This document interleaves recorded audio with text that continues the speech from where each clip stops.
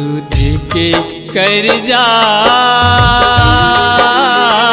कैसे छुटाऊं दाई मों, दूध के कर्जा कैसे छुटाऊं दाई मों।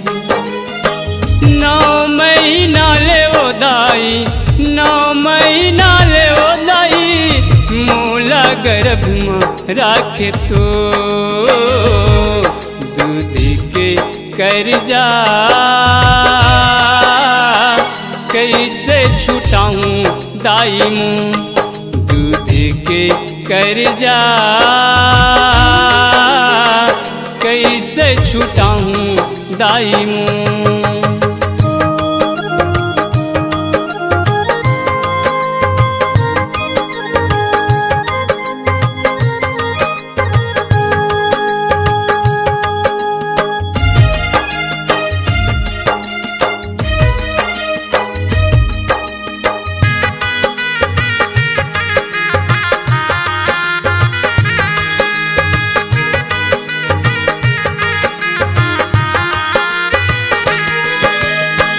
दुख तकलीफ लसई के दिए त जन्म मोला, दिए त जन्म मोला।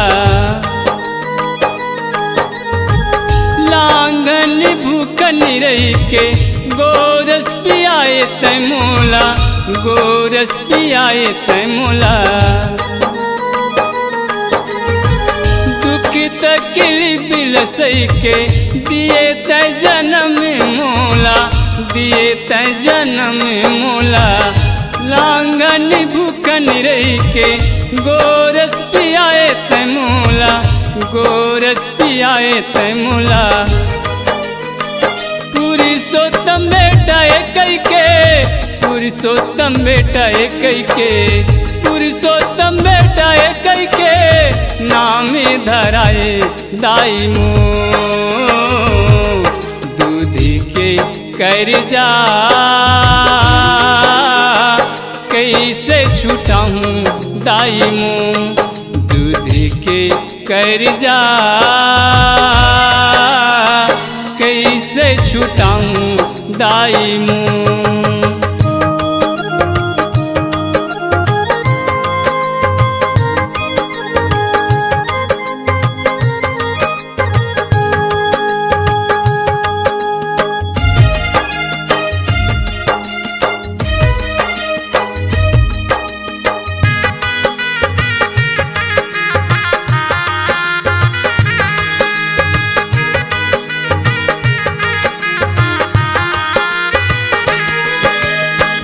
मामा कई के मोला बोली ना सिखाए दाई, बोली ना सिखाए वो। अंगीरी पकड़ के मोला चले ना सिखाए वो दाई, चले ना सिखाए वो। मामा कई के मोला बोली ना सिखाए वो दाई, बोली ना सिखाए वो। अंगीरी पकड़ के मोला चले ना सिखाए वो दाई, चले ना सिखाए वो। आनी बानी के दाई, आनी बानी के दाई, आनी बानी के दाई, लोरी सुनाए दाई मों, दूध के कर्जा कैसे छुटाऊं दाई मों, दूध के कर्जा कैसे छुटाऊं दाई मों।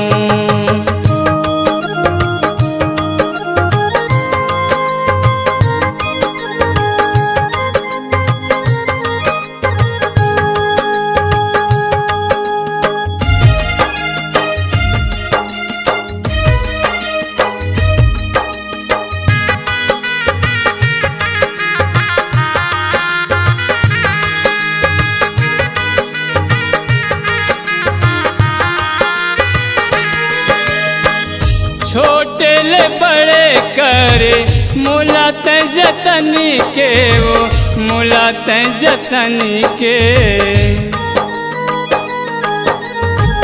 धुर्रा बना ले दाई तोरे चरण के वो तोरे चरण के छोटे ले बड़े करे मोला तै जतन के वो मोला तै जतन के धुर्रा बना ले दाई तोरे चरण के वो तोरे चरण के मोरे हीरा बेटा कई के मोरे हीरा बेटा कई के मोरे हीरा बेटा कई के लोरी सुनाए दाई मो दूध के कर जा कैसे छूटाऊं दाई मो दूध के कर जा कैसे छूटाऊं दाई मो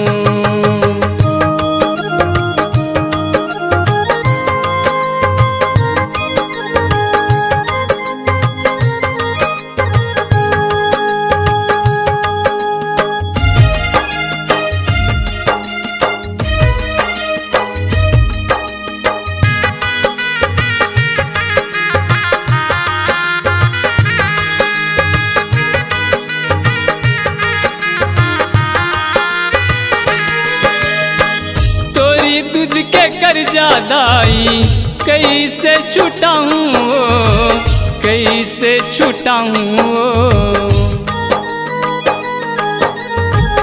हर जन्म में तोरे बेटा बन के आऊं दाई बेटा बन के आऊं